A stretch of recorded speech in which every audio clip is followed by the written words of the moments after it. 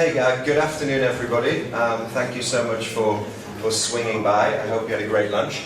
I'm Jonathan Forster from Spotify, and I've got 15 minutes to chat with you, and then we're going to move into a panel discussion with my colleagues from the streaming industry. Quick show of hands, who here is from a label? And from a management company? Do we have any artists? That's a good spread. So let me dive in. I'm going to try and rocket through these slides because I want to share as much as possible with you in a short amount of time. Hopefully you're all familiar with Spotify. We've been going for about 6 years. We're in 55 countries, and the most important point, I think, is that we've generated over $1 billion in revenue to the music industry in that time. Today I wanted to take the opportunity, given the audience, to talk about a few of the newer things we're doing, which are all about creating tools and products for the music industry. So we have Spotlight, Next Big Sound, a partnership with Topspin and Songcake. And I'd like to chat a little bit about what each of them do and our plans insofar as the developments that we're making. The idea with Spotlight is that Spotify tries to identify and highlight music and opportunities and discoveries that we think are interesting. So we're starting to work in all of our markets at a deeper level with management companies, with bands, help them market themselves on Spotify, help them hopefully break into new territories. This is the first time we've run it, so we've plumbed for a bunch of artists, and hopefully their names will be much more familiar with everybody this time next year. What we're doing with the Next Big Sound, it's an external company that we've partnered with because we think it's really, really important to try and help labels and managers and artists understand the data that is being generated by the streaming audience. So anybody can sign up and plug in and get really granular data about who is streaming your music and when and where they are.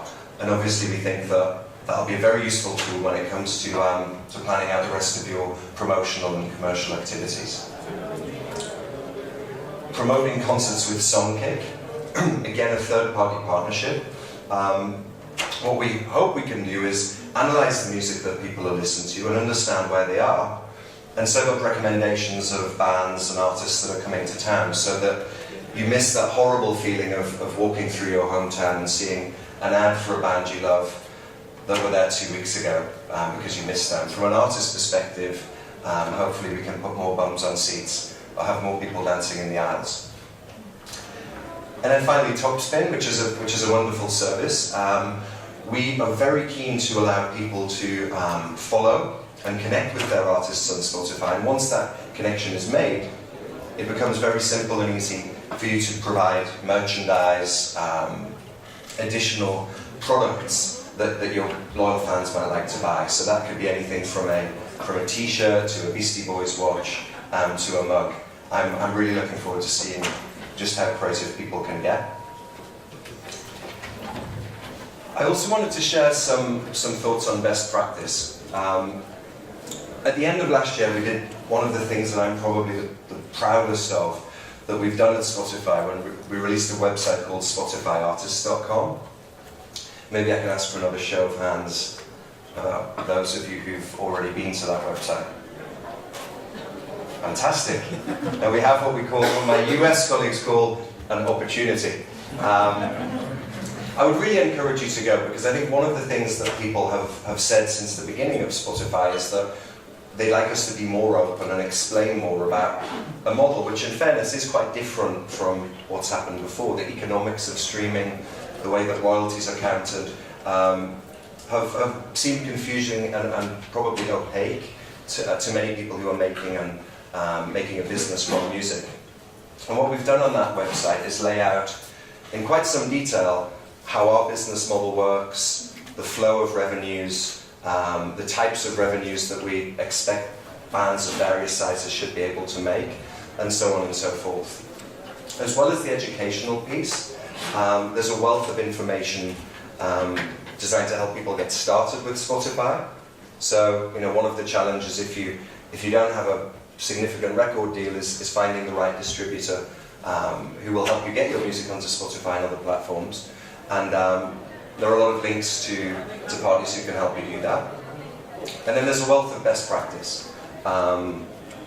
What are the things that people like Avicii, who had 200 million streams of Wake Me Up, what are the things that they are doing beyond producing great music, which is helping them win on our platform?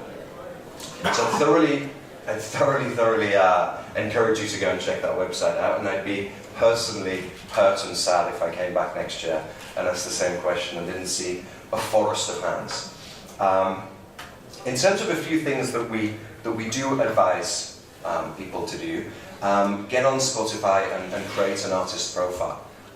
It's free, it's simple, it allows you to have a home on Spotify, and you can build on that and do quite a lot of different and interesting things.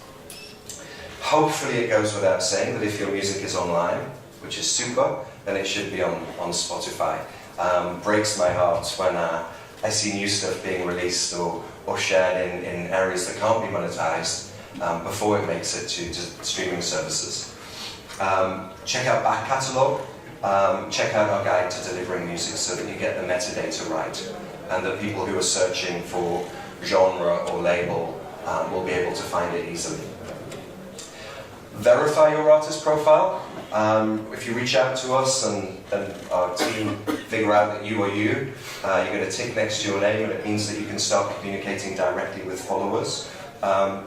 This is a big deal because your fans are going to be really, really interested in what you're listening to, in the things that you're creating, and to hear when you're releasing new music. So tell them that you're on Spotify. Announce new releases, post catalogue reminders, add Spotify links to places like YouTube or your websites so that people can be directed to your music. And share with your fans. As a Spotify user, I think it's really cool if I can follow the playlists of an artist that I love, like Billy Bragg, or somebody that I've just found, or one of our spotlight artists.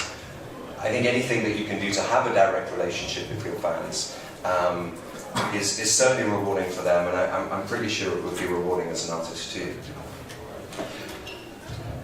Once you're doing that, build your following. And credit to Avicii and the team around him. They have had laser focus on growing their followers on Spotify. He has 2.5 million active followers when this presentation was made, so I'm pretty confident that it will be quite a lot more now. And each of those followers will get a push notification to their mobile phone whenever he releases anything or does anything notable on our platform. Today, sending a push notification to somebody's mobile phone is one of the one of the best tools you have in terms of ROI, in terms of reaching people. So much more effective than emailing or sending out a message on Facebook, which probably won't reach all of your followers. The more active you are, the more awareness you'll create. So the more things you're doing, whether that's releasing music or curating music or listening to music, the more notifications you'll be sending out to those fans. So get busy. Help fans discover music. I'm probably in danger of repeating myself, but the artists that we see that are doing well on our platform are doing things like creating playlists of that showcase the sort of music that was inspiring them when they were creating their last album, or music that reminds them of a particular tour or they've been playing on the tour bus. Again, it's just about being open and giving your fans insight into your life. In terms of discover, try and focus on one main playlist. Try and have a playlist that, I guess the best example is probably somebody like Sean Parker, who, as well as founding Napster, as you probably know, is on our board. His playlist, Hipster International, he spends about 2 hours a day updating. It has over 1 million followers, and it's now definitely one of the best places in the global music industry to break a new artist. I don't think it would be possible to pay Sean for inclusion, and I'm not sure that the music industry would rush to give him cash. But focusing on one playlist and building a following around that is something that we'd absolutely encourage you to do. Update it regularly, add fewer tracks at once, so that when people go back and they see something new, it's not a washing list with 2,000 new tracks, but they get the sense that there is a level of curation and that care has gone into putting the new songs in that you've just added. And obviously share it. Make playlists you're proud of and then share them. And this works equally well for labels. I mean, we have labels like Stax in the US, Ninja Tunes, who are putting out really, really good, well-curated playlists that speak to their identity and turn their fans onto new artists. And if you're going to do that, share it with messages. So, you have the opportunity to share a message around the playlist again. If you have a chance to communicate with a digital consumer, it really is worth taking it, rather than just sending something out that doesn't have any context. Finally, out-of-the-box campaigns.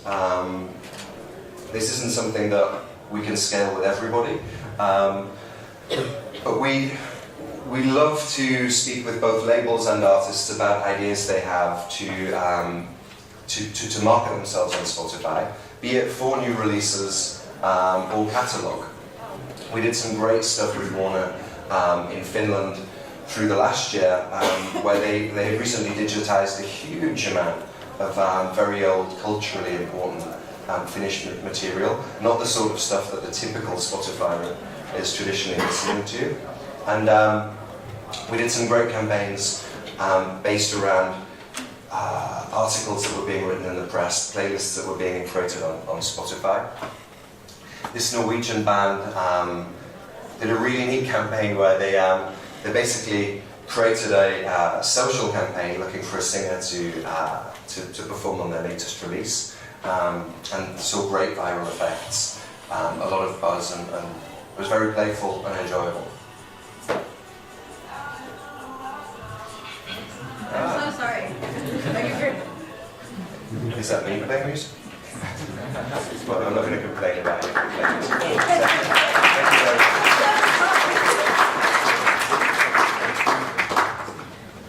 So I think we have a panel debate now, and I will go to sit here. Thank you for Jonathan, and my name is Fred. I'm going to invite Olly and Mathieu to join us in the panel. You can take the seat. Yeah. No. So we have a really big honor of to talk with the guys who are in the middle of the biggest change in the music industry since the CD. So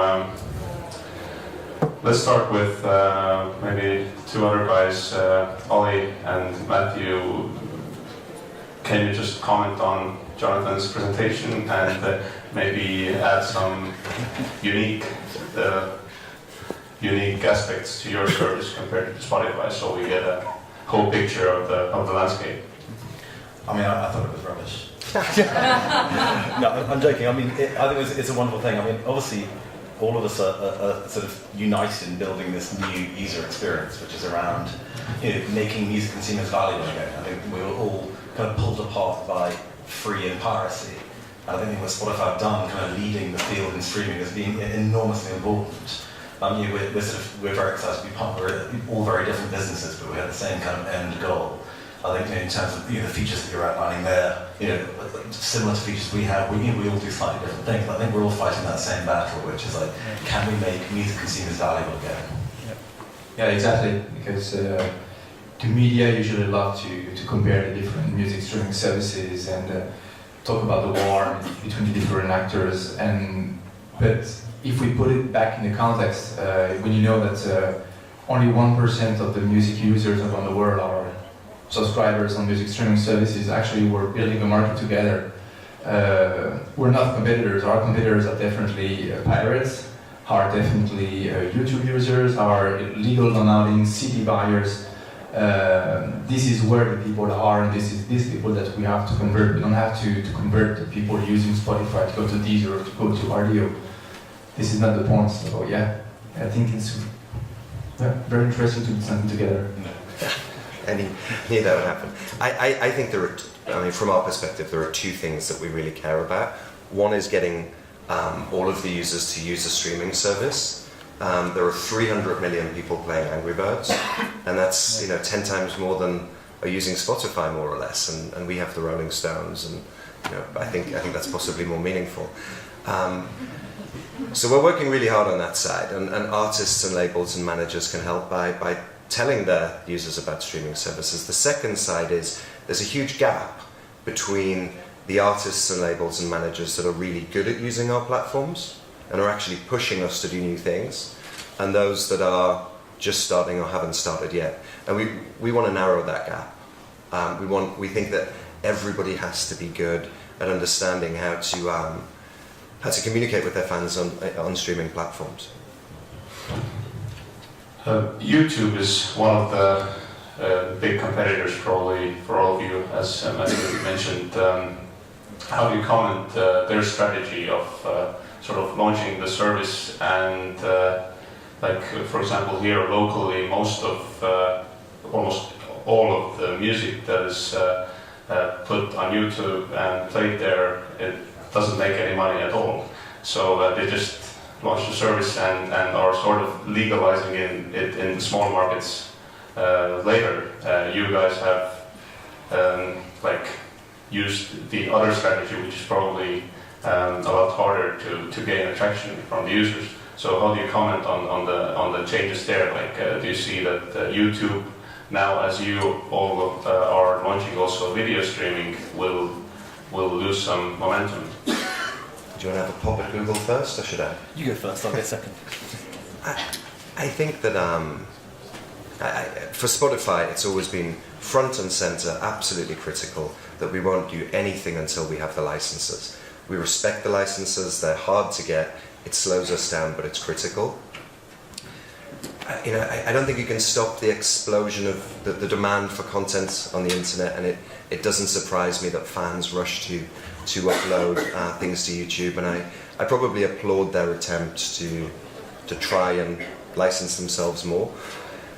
As somebody sitting in the industry, I think you have to make a choice between where you focus your energies. Do you spend more time understanding how to work with services that are trying to focus on getting you paid and be legal, or do you start at the other end of the spectrum? I find it hard to have the debate seriously with somebody about whether we pay them enough if they're busy uploading their music somewhere where they don't get paid.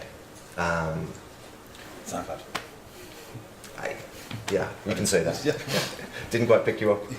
No, I said SoundCloud under my breath. I think it's a similar deal. Great service, really fun to use, but I'd ask the question whether you're getting paid. I think the thing that we really look at is YouTube, SoundCloud, even Grooveshark, all these services. You have to look at what works for music consumers. While we built these businesses that, in their first instance, are quite shaped by what licenses will let you do. And obviously, we're out there. We only make money out of music. We don't have other products we sell that we don't share revenue back to the industry with. And we share most of our revenue compared to any other business that pays for its produce. We're giving out huge amounts of money back. We've had to design these businesses within the remit that we're allowed to design them within. Whereas companies like YouTube have found a user experience that really, really works that we weren't able to emulate ourselves. And I think now you're seeing a real softening. Obviously, you guys have done your kind of free or mobile stuff. Where Rdio is launching on the 1st of July, done a very significant new shift in product as well. I think so. The industry's catching up to realise we've got to be able to emulate what's really popular out there. Which consumers love Pandora. We just think 100 million people in the US can't be wrong if Pandora is what they turn to. There was really interesting news last week. Probably some of you or most of you have heard it, that there rumors have surfaced that Apple is launching a streaming service, and what it means probably it will be like the decline of the iTunes area, because last year actually, for the first time, digital music sales declined for the first time since it started. So how do you comment on how will Apple change this landscape? I understand that's a really hard question, but yeah, but the thing is, I really think that Apple is not a pure player actually, just like we are. We are really focusing on creating new models, creating a new market. Apple has always used music to sell their devices, and it's a very closed environment. So yeah, I'm very curious to see. It really means that actually that's the end of ownership, that now we are definitely moving towards usage and subscription more than ownership, that the business model behind ownership was too expensive, and that this doesn't correspond anymore to what the people expect in terms of music consumption. So will owning an MP3 be as silly in 10 or 20 years when we look back as talking about cassettes right now? Or I think it's silly pretty much today already. Exactly. The idea of like $1 a song. It's not just us, but it's like horse and cart. I mean, it's such an antiquated value proposition. The fact that $1 equals one song, whereas 10 equals all of them. Yeah, I think obviously we are the first to have that thought, but I think it will catch on far more than 5-10 years. I think we're talking 1 or 2 years. Apple is known to cannibalizing their own products and services, so probably. No, I really think that's it. If really they want to launch a music streaming service similar to ours, it's definitely the beginning. I mean, of the death of iTunes. Since we've been hearing this rumor more or less, certainly the 7 years I've been at Spotify, and I think it's important to say that if digital entrepreneurs worried about what big companies would do, nothing would ever happen. We all think that streaming is the future, so in our worldview, that's what we think everybody would have to do to succeed. But I think what we've all learned is that if digital companies focus on creating a great user experience, and they stay very, very focused on what they do, then you don't have to be a mega corporation to succeed. And I think you could point to Google or Facebook as examples of that. They both came late to markets and competed with these huge companies, but were very focused. And I'm sure that's certainly the case at Spotify. I'm sure it's the case with these guys too. The streaming of millions of songs to millions of people requires quite a lot of technical resources. And last year we had here on Tallinn Music Week, we had an interesting presentation. I'm sorry, I can't remember the name of the guy who did that. Not interesting. Yeah, but he was really worried about. He saw that in the long term, technically, streaming is not viable in terms of technical resources needed to provide that. So how do you comment on that? When I'm from the north of England, and when they first were inventing the train, people thought that if you went more than 5 miles an hour, you'd die. The music industry is blessed right now because you have some of the sharpest minds globally, technologists, working in companies such as ours, trying to solve music industry problems, and every single day they also learn more about the music industry, which makes them better. That is the least of my concerns, the tech side. So we shouldn't invite this guy back, right? Next year. No, I'd love to chat with him. My name's Jonathan Forster, by the way. Please don't forget. Okay, I remember your name. I wasn't at the presentation. I just heard about it. Okay. Sorry. I think the other point you made there about kind of big corporations coming into this is like we are effectively like specialist retailers. We live and sleep streaming. Whereas you look at Apple won't be the first if they do come to streaming. Microsoft's done it. Sony have done it, Nokia, and these are massive corporations with reach of millions of people. Look at in the case of Xbox Music, they've got 25 million people paying for the Xbox Gold scenario. They haven't managed to turn that into a music subscription environment of any note whatsoever yet. So I think they're very good at what they're very good at, but I think with such specific businesses, and I think obviously we thrive in the app. Probably iTunes' biggest success story is the App Store. In terms of reach and in terms of downloads, far more than music. And of course, that's a conduit to where people are finding us. So. Well, as we're in Estonia, probably most of you want to know some numbers about all of your services. Like, what can you tell? Like locally, how many users in Estonia, how many plays, how many artists, and so on. What can you tell, and what can't you tell because you don't know, or you can't tell? You're not allowed to tell. Sorry. I'm not going to confess to not knowing anything, but we don't break out our user numbers for any market, and we don't do that because we take a long-term view. We believe our service gets time to breathe, and often when we've launched in so many markets, you know, we've done a lot more things in somewhere like Sweden than we have in Estonia or Lithuania. Okay, but what I will say, it's just not enough. I mean, the fact that there are people in such a tech-savvy country running around with a smartphone that doesn't have a music streaming service on, then it's not enough. It's, you know, I think if we had 70% of Estonia who had a smartphone was using streaming services, that would be not enough. So we've got a lot to do. But if you compare, let's say, you can't talk absolute numbers. If you compare Estonia to Finland, to Sweden, to Latvia, to Germany, like Sweden's the daddy for us, I guess. Obviously, for you guys. But we've been there for a long time, and people knew about us even before we launched. Yeah, Estonians, I think you've got a knack for it. I think people clearly get technology. It's clearly a very music-interested place. If I put Estonia next to you know, markets that we've recently launched, Latin America or Mexico, then it's certainly not a problem child. And I think it, you know, deserves more attention, more marketing from us. Launching from Spotify's perspective, launching the free mobile, free tablet service at the end of last year was a huge game changer, and it bothers me that I doubt that as many people as I'd like are aware that they can experience Spotify on their iPad simply by going to the App Store. Rdio was founded by two guys who helped get Skype out of Estonia. So the Skype co-founders.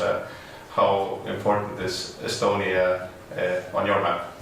It's very important. So we, you know, being a service, it's a constant phase of reinvention. And so, you know, last year we had a very successful year. Last year, we, you know, grew enormously, and we learned a huge amount about what people want and what they don't want. I think we had a new CEO that just joined us at the. So obviously, our business is, you know, largely owned by Janis, who was one of the Skype founders, and he's, you know, very involved, and he's a product genius in terms of things he's done in the past. But running the business is something which we're really doing through kind of data-driven decisions. We look at the, you know, tens of millions of people that have registered the service, and we think, what is it they want? And in the case of Estonia and other markets like it, it's you know, we need to be localized. And so there's no point in us just having, you know, 3 major label licenses and expecting you guys here to all love the service. So, you know, one of our ambitions from now is to, whether we get there or not, is to license every song ever recorded. Well, you know, catalog is absolutely everything for us. So I think for us, you know, the numbers we care about in Estonia to start with are more like what percentage of the local catalog do we have licensed and ready to go?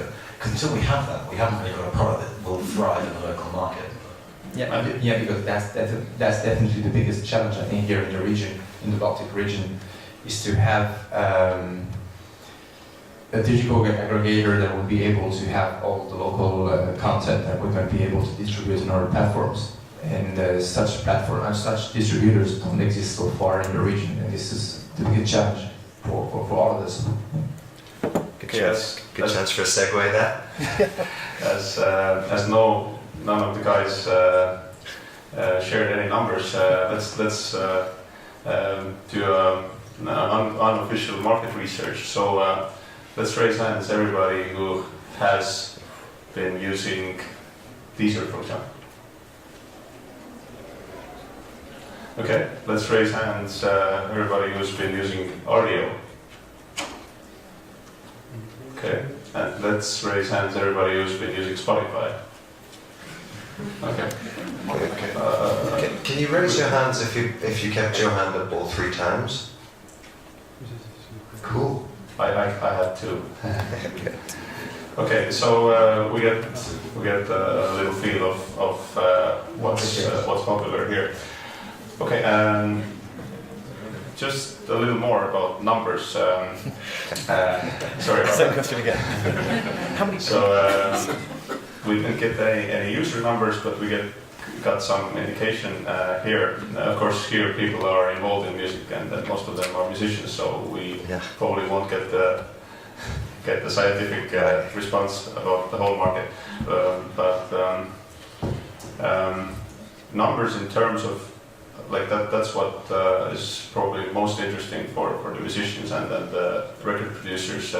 How much money will I make on a stream, on 10,000 streams, and so on. So I understand that all of you have pricing tiers in different regions of the world. So maybe Mathieu starts with that. Yeah, but the thing is, it's a question that always goes back and comes back in the media about this how much artists get from the music streaming services. But actually, it's very, very complicated. It's a totally new model, just as Jonathan said it during his presentation. It's not that easy to say you're going to get that amount of money, just like it used to be the case with CDs or even on iTunes, because it's one of purchase. You own the music, so you know exactly the price you have to pay. Here, the model is we pay some different minimum guarantees to the labels, and then there are other financials coming out of it. What I can say is that here the model is not anymore one of purchase. It's more the lifetime value of a song. So the best the song would be, the most streamed would be during all its lifetime, during 15 years, during 5 years, during 2 years, if it's big hit. And globally, I mean, if we want to, I mean, I would like to put it more in a more global context, saying, if you compare the different prices, I mean, we have all the same prices. So we bring roughly, with one subscriber per year, we bring roughly 120 euros to the industry. And we give back a big percentage of it back to the labels. Whereas if you compare the average, depending on countries, but even in France, for example, the average French would spend between 60 and 70 euros per year on CDs. And they spend around 40 euros per year on iTunes. So definitely we bring much more value to the market than the other solutions.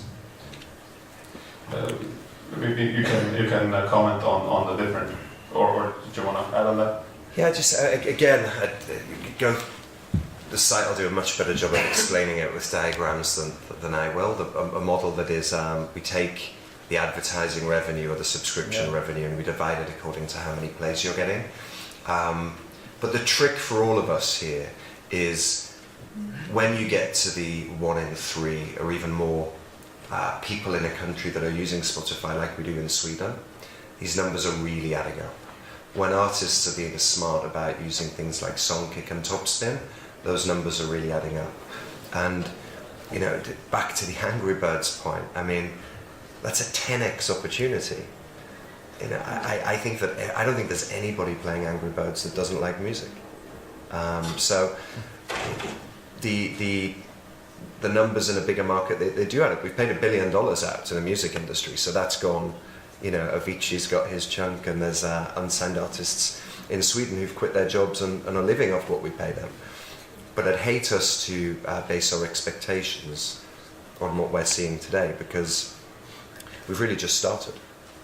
We're going to be talking about the fairness of the pricing model in a little while, but maybe you, Olly, can describe the different pricing in different areas of the world, because I understand all of your services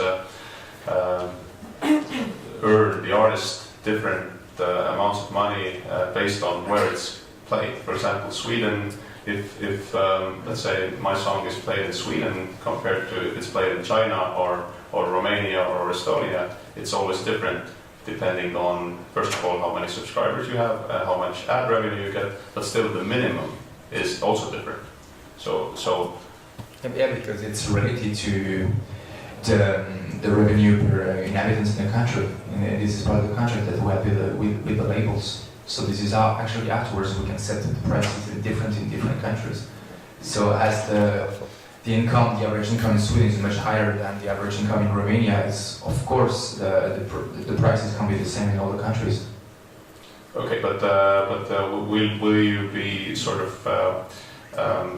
like leveling the playing field of like will it merge, like will the place eventually be Well, no, similar? because if you think about like the Big Mac index, for instance. Like, I mean, people earn different amounts in different countries, and like you can buy a small house in Mexico for $10 not a big deal. It's not entirely true, but it costs different amounts in different territories. And I think what we're trying to do is not establish a playing field for $10 a month for people around the world. It's trying to establish a playing field that, like, where legal paid-for music is better than free. Free is out there for absolutely everyone. We're all going into new markets. I think all of us are looking really hard and doing kind of amazing things in Latin America right now. And but pricing is absolutely everything. I mean, the difference between you go to these markets where all people have prepaid mobile phones and they kind of live by the credit the balance they have on their account. You can't take 10 euros off them, but you can take things like a daily subscription or a weekend subscription. Where what we have to do is work with our kind of rights-owning partners to find a price point that actually works. Because when we all win, it's not about the per play rate. It's about having as many subscribers as possible, all paying an amount of money that they can afford to continue paying.